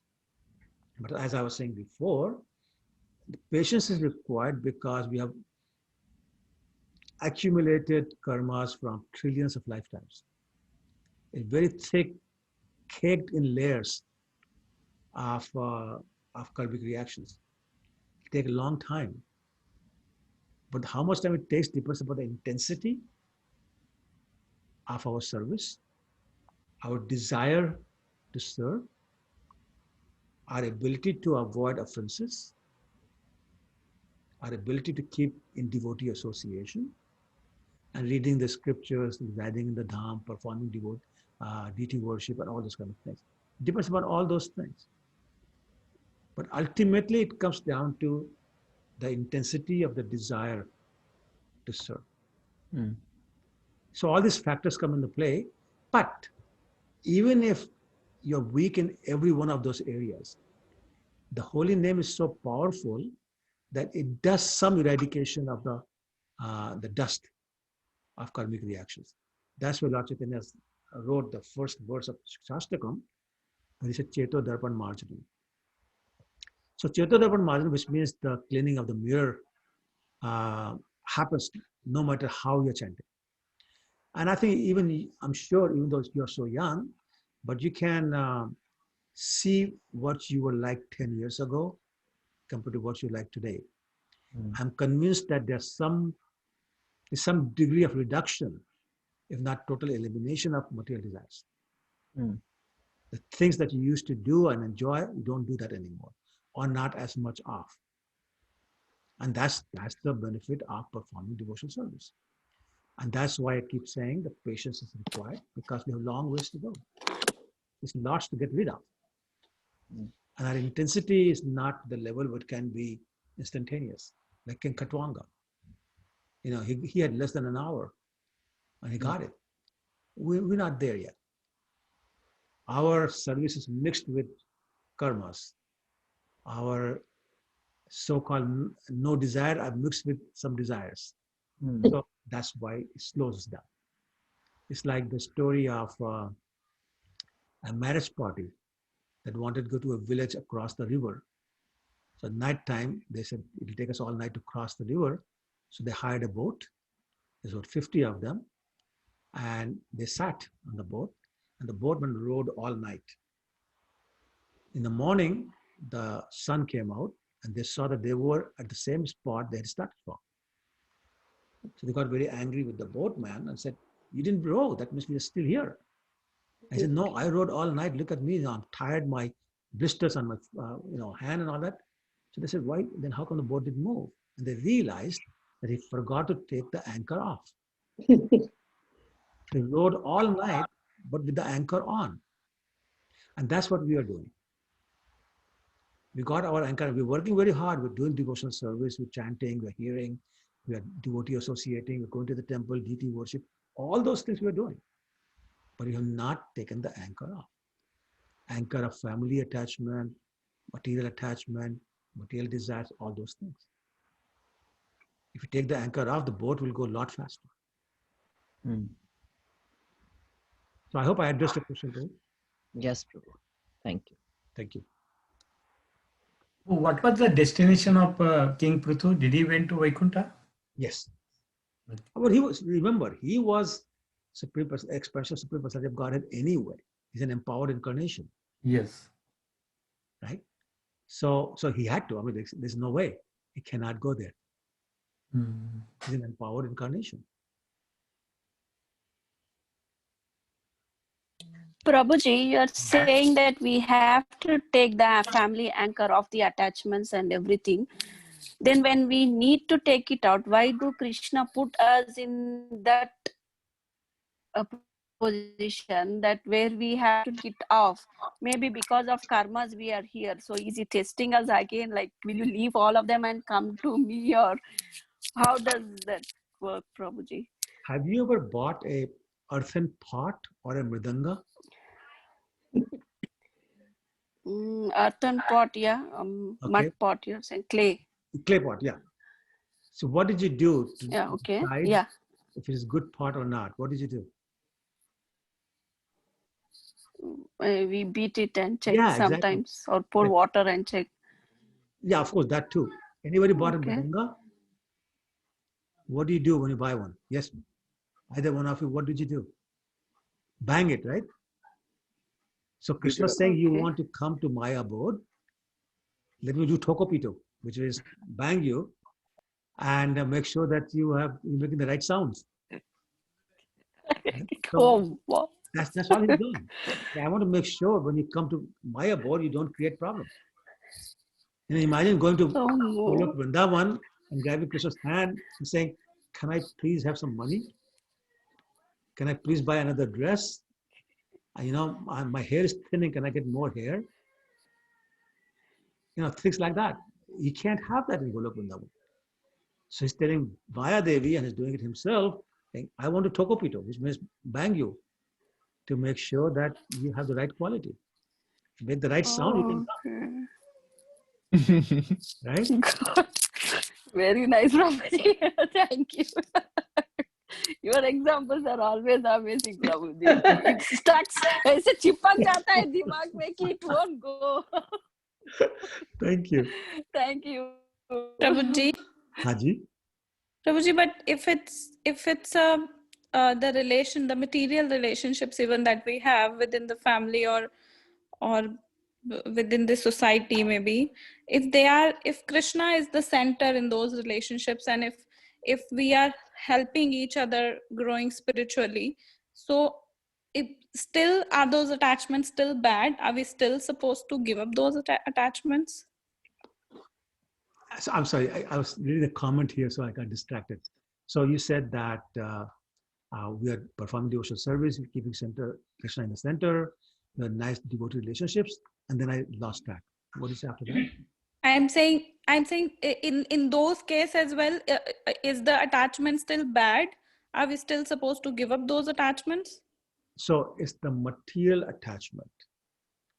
Only the material attachment. To the person, because she's my mother, she's my sister, she's my brother, he's my brother. That's material attachment. If attachment that she's such a wonderful servant of Krishna, that's spiritual attachment. Right? So in the spiritual world, everybody's attached to everybody else, but as a fellow servant of Krishna. Let me learn from you how to better serve Krishna. So the criteria is that if we are together in serving Krishna, and if we are helping each other grow spiritually, then those attachments are good.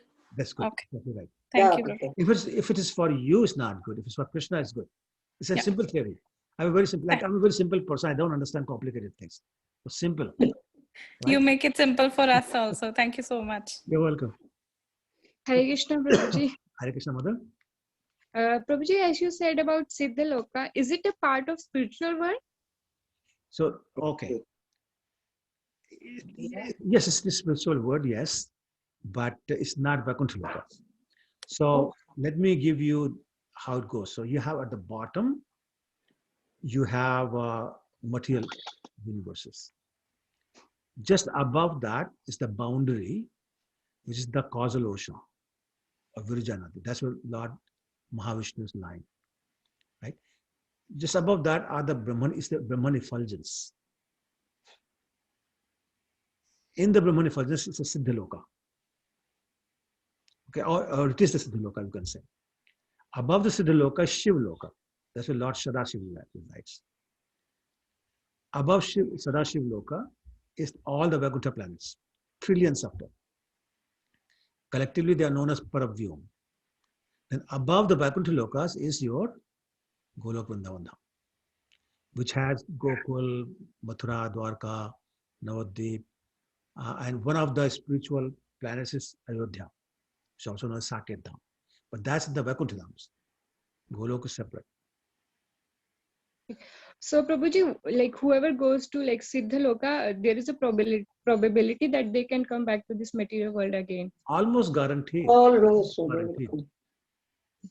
Because there's nothing to do. Yes. Just imagine if you're told to sit in a small room with floodlights all over, like thousands of watts of white lights, and nothing, there's no furniture there, walls are white, ceiling is white, floor is white, and that's it. There's nothing to do. How long can you stay in that room? Yes. Right? And that's what happens to them. Maybe millions of years, but eventually they say, enough, I can't take this anymore, get me out. And then they fall down. Just like Brahman effulgence, like the entity. Yeah. So Siddha Loka is Brahman effulgence.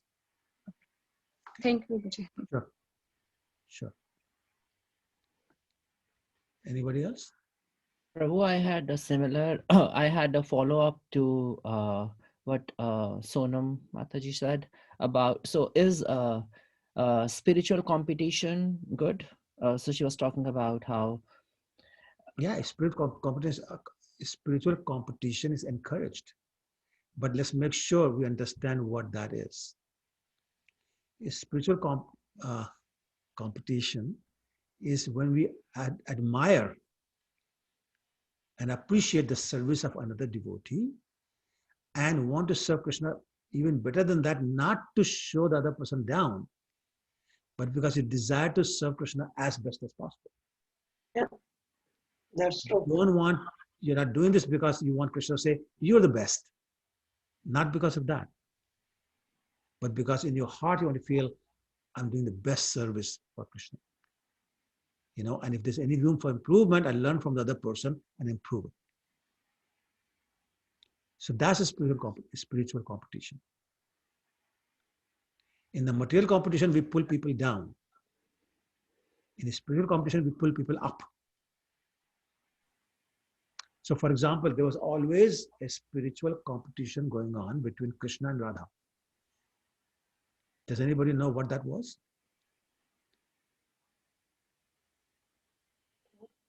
To prove that who's better? No, they would never do that. No, their beauty increased any day. Yeah, exactly. So Krishna would look at Radharani and feel the pleasure of her beauty. He'd say, how beautiful is she? And by thinking like that, his own beauty increased. Then Radharani would look at him and say, my God, he's quite a guy, you know, and how handsome is that, and on and on. And just thinking like that, her own beauty would increase. When Krishna saw her beauty increase, he will admire her more and his beauty will increase even more. And she saw his beauty increase, admire it more, and her beauty will increase. And that spiritual competition continued ad infinitum, continues ad infinitum. That is spiritual competition.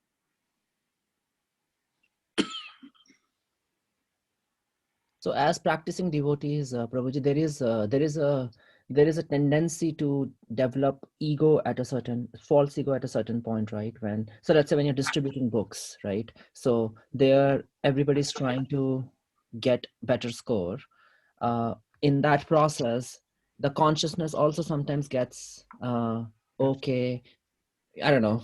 No, you're right. You're absolutely right. 100% right. And typically it's not at some point in time, it's all the time. We even go into the book distribution thinking, I'll distribute the most. And that's why we get very disappointed when we're not able to distribute any or very few. Because we're comparing ourselves with the result we achieved, not with the effort we did. And Krishna said, I don't care about your result. I care about your effort and the mood in which you're doing it.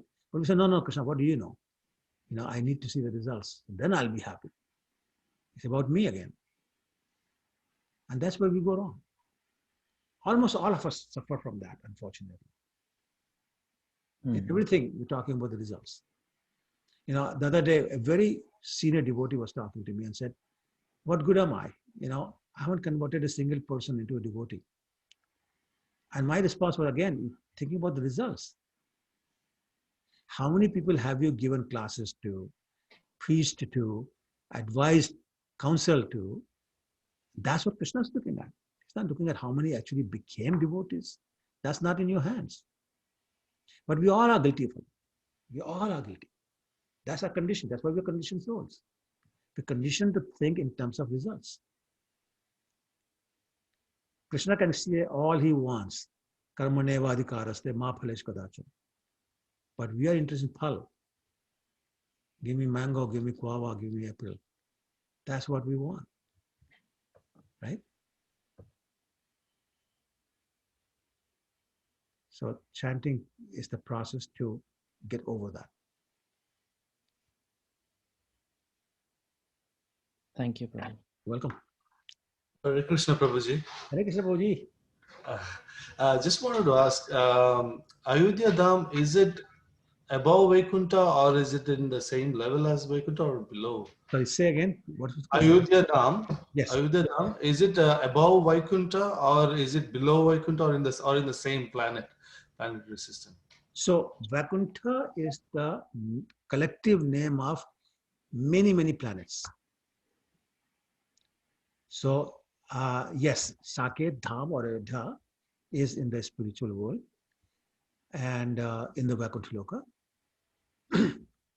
But when we talk about higher and lower, understand there's no relativity in the physical sense in the spiritual world. So when we say higher, it doesn't mean you go up another 3,000 kilometers and you'll find the other planet. You go another 5,000 kilometers up. It's not in that sense. High and low is defined by the quality of service and relationship. So because the quality of relationship between Krishna's devotees and Krishna is not based on opulence or on reverence, it's the highest quality. Hence it's called highest level. Right? And there's no real hierarchy in the spiritual world. They're all non-different from Krishna, therefore all the same. But Ayodhya Dham is, because of the quality of relationships, is considered high than other planets. But they're all in spiritual world. Thank you, Prabhu. Sure. Anything else? Is Lord Krishna the supreme God of all the universes? Sorry, say again, please. Is Lord Krishna the supreme God of all the universes? Because there's millions of other universes. So not just all the universes, but both the spiritual and material world. He's the Lord of God. Yeah. He's the Lord. The Lord, yeah. I hoped that, but that's great. Yes. Just want that confirmation. Thank you. So even Lord Brahma's immediate expansion treats him like the Lord. That's why he's serving him all the time. And everything else comes from Brahma. Lord Balaram. Including all the Narayans and quadruple expansions, the Purush incarnation, qualitative incarnation, they all starting from Lord Balaram. So yes, Krishna is the one. Anadi Adir Govindam. Sarvakaran Karan. There's no cause of him. He's the cause of everything and everyone. Okay.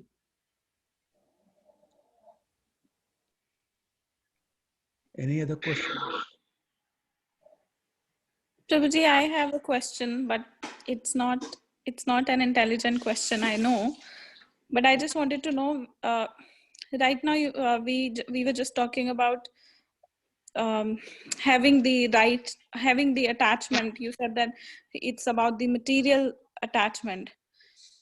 And I just wanted to know what is the difference between, not the difference, so is giving up attachment and giving up the company of material or non-devotee or whatever we can say, what's the difference? And because I have not read the Nectar of Devotion yet, I did not have that fortune, but you also mentioned this point today about giving up the company of non-devotees. And long back I had heard that when Rupa Goswami has given some do's and don'ts, so I heard that giving up the company of non-devotees is so important that it's there in the do's as well as in the don'ts. So I'm trying to understand, is it giving up the association or giving up the attachment? How are they different and how to go about it? So your question is there a difference between attachment and association? So attachment comes from association. If you have no association, you will have no attachment. So, So you get attached to things that you associate with. So for example, if I don't have a car, I can't get attached to it. I don't get attached to somebody else's house because it's not mine. It's only what I consider mine that I get attached to. Right? So if you don't have association, there's no scope for you to say this is mine. A person you're not friends with, you can't say I associate with them. Oh, sorry. A person you don't associate with, you cannot say this is my friend.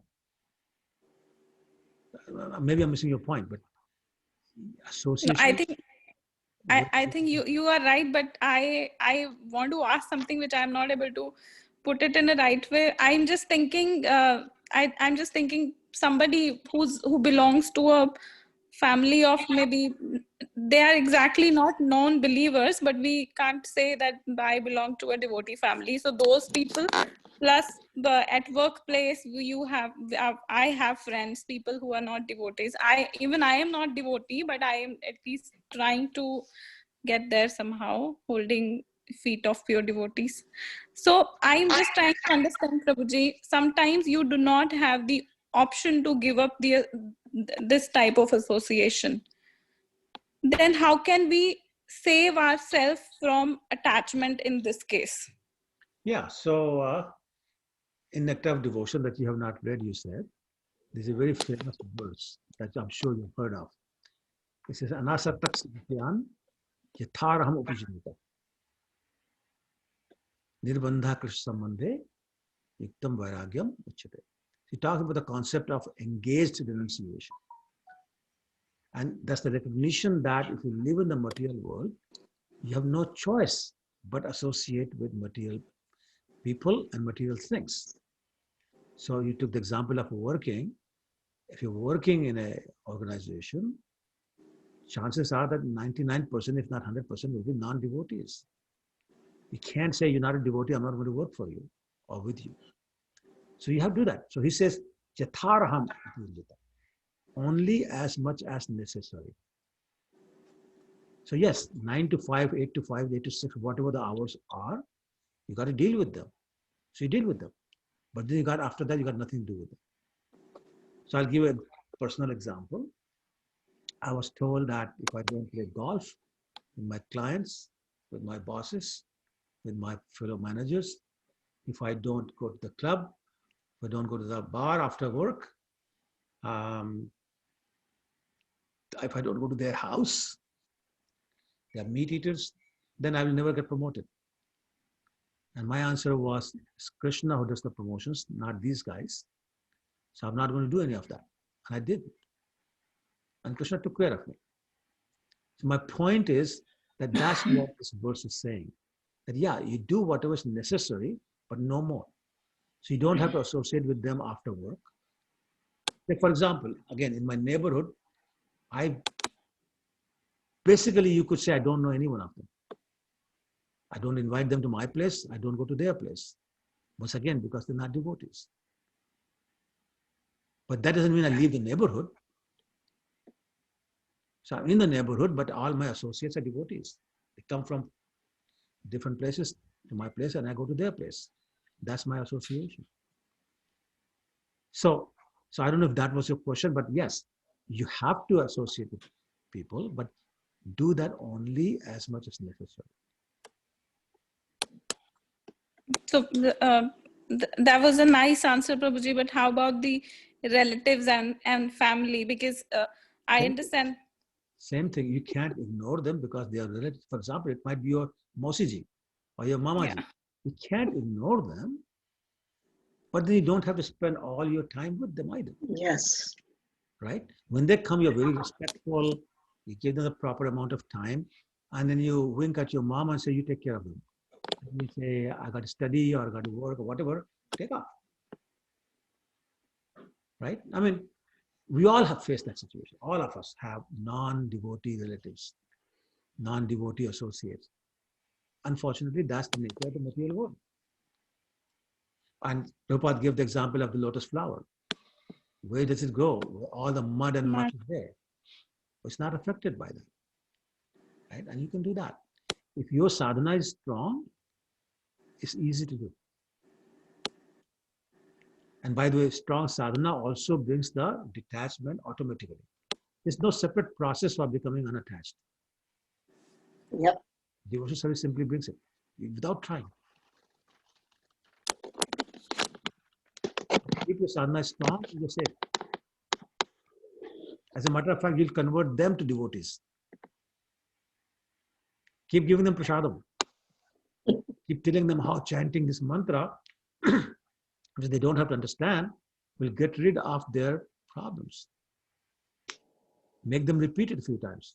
Even if they don't take it, they repeat it, well, you did your purpose. So you convert them, they don't convert you. And I'll tell you one other thing. When you have strong sadhana, you develop an aura about yourself where people automatically respect you. And they will listen to you rather than force you to listen to them. Even your bosses. Try it. So all the devotees, junior, senior, doesn't matter. They carry an aura about themselves. And people look at them and say, I don't want to mess with this person. They don't. But have a strong sadhana. That's all you need. Have a strong sadhana.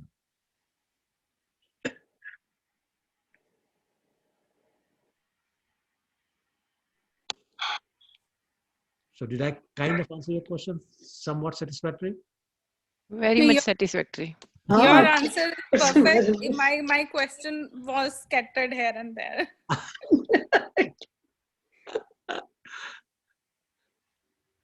Okay. Starting to get late. Any other questions before we start? No, Prabhuji. Okay. Then thank you so much. Hare Krishna, everyone. Hare Krishna. Hare Krishna, Prabhuji. Thank you so much. Thank you so much. Thank you.